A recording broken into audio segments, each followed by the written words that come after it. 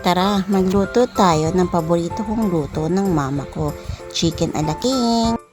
Mag-add tayo ng butter or margarine.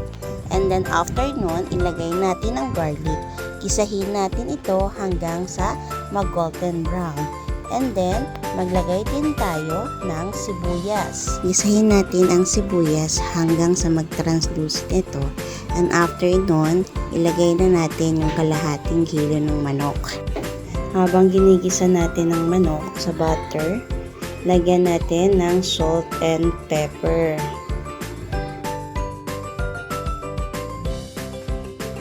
At imekos-mekos natin at mag-add tayo ng kalahating chicken cubes. Imekos-mekos lang natin hanggang sa mahilo ang manok. Charot!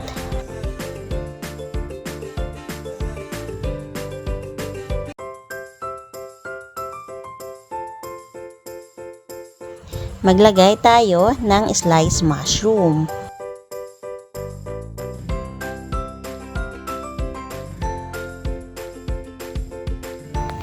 Mag-add tayo ng konting patis.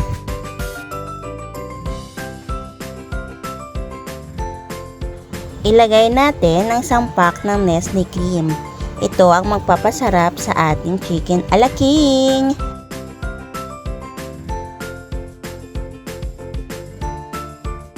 Nagdagdag pa nga ako ng patis dahil nakulangan pa ako sa alat nito.